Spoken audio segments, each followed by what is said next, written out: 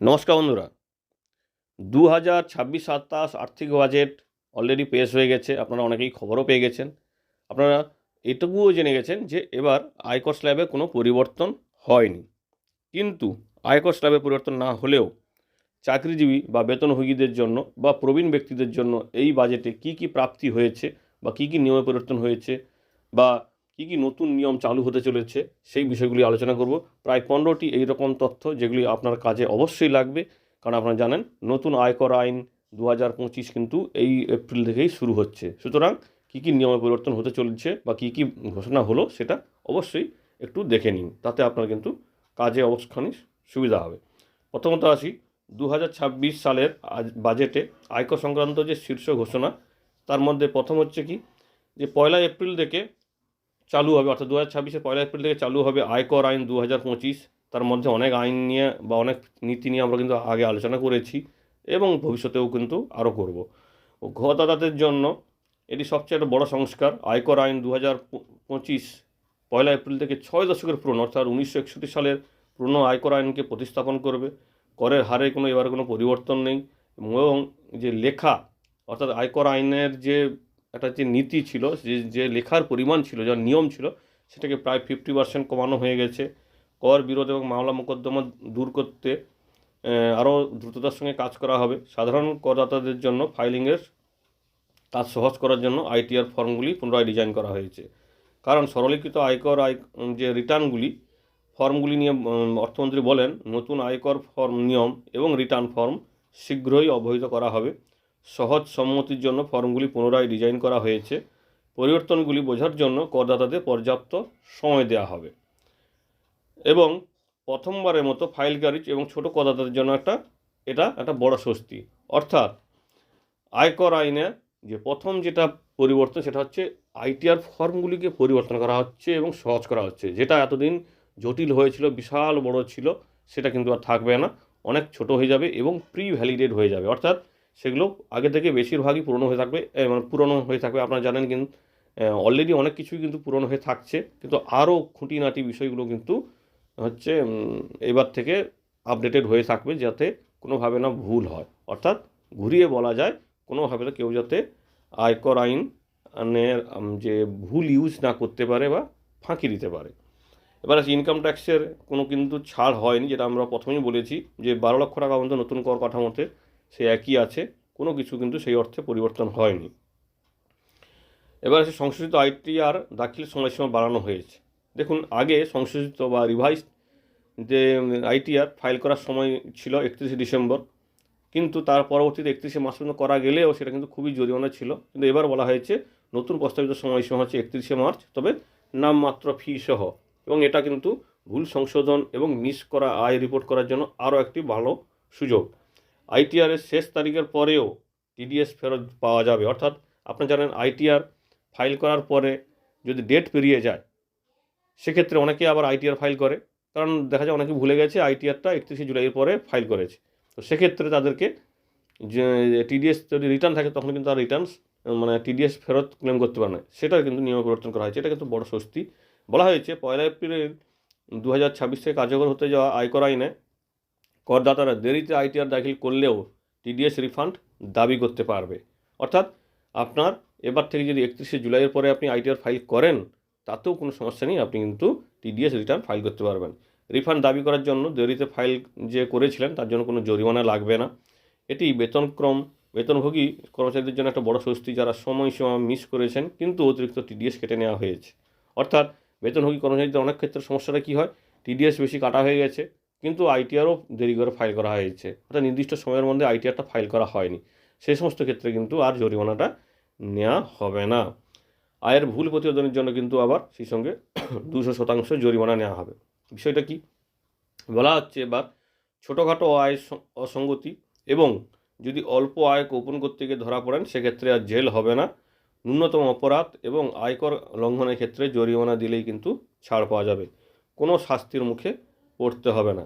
যদি ত্রুটি ভুল মানে এই ত্রুটিটা বা ভুল বা তদারকি কারণে হয়ে থাকে, অর্থাৎ এই ত্রুটিটা ধরুন কোনো কারণে মিস্টেক হয়ে গেছে, তো সেক্ষেত্রে রিপোর্টিং হয়তো কম হয়ে গেছে, সেই সমস্ত ক্ষেত্রে জরিমানা হবে যে রিপোর্টিংটা করতে যে পরিমাণটা আপনার কম হয়ে গেছে, যে পরিমাণে আপনি রিপোর্টিং করতে পারেননি তার 50%। আর যদি কেউ ইচ্ছে করে ভুল উপস্থাপন করে, ভুল উৎসের উল্লেখ করে বা ভুল কর্তনের মানে ডিডাকশানের ক্লেম করে, তো সে সমস্ত ক্ষেত্রে কিন্তু ধরা পড়লে 200% জরিমানা হবে। অর্থাৎ যে পরিমাণ আপনি ভুল ক্লেম করেছেন বা ভুল দাবি করেছেন তার 200% পর্যন্ত জরিমানা আপনাকে করা হবে।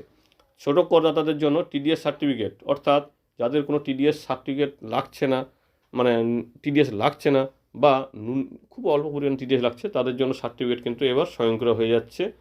এবার থেকে শুধুমাত্র যে কোনো কোথাও আবেদন করতে হবে সেটা কিন্তু নয়, খুব সহজে আপনি এই টিডিএস যে শূন্য বা খুব কম হলে সেক্ষেত্রে আপনি স্বয়ংক্রিয়ভাবে এই টিডিএস সার্টিফিকেটটা নিতে পারবেন।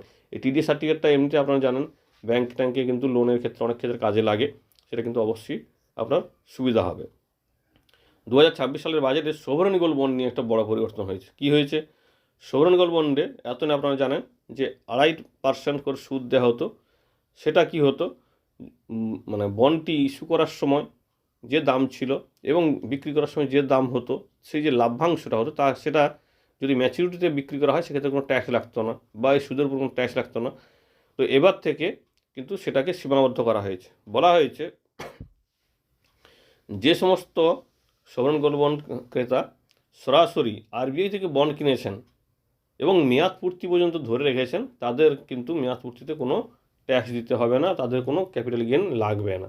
কিন্তু যারা সেকেন্ডারি মার্কেট থেকে এইগুলো কিনেছেন, অর্থাৎ এই সভরেন গোল্ড বন্ড কিনেছেন, তাদের ক্ষেত্রে কিন্তু এই ক্রয় মূল্য এবং রিডেমশন মূল্যের মধ্যে পার্থক্য, অর্থাৎ আপনি যে লাভ করলেন সভরেন গোল্ড বন্ডে যে দামের যে লাভ হলো সেটার উপর কিন্তু আপনাকে ক্যাপিটাল গেইন ট্যাক্স দিতে হবে। অর্থাৎ আপনারা জানেন এই যে সভরেন গোল্ড বন্ডের এই যে দাম, অর্থাৎ সোনার দামটা কিন্তু অনেকখানি বেড়ে গেছে, সেক্ষেত্রে সরকার কিন্তু এমন জায়গায় আঘাতটি করলো, সেটা কিন্তু সাধারণ মানুষ যারা সভরেন গোল্ড বন্ড কিনে রেখেছেন তাদের জন্য কিন্তু অবশ্যই এটা খারাপ খবর।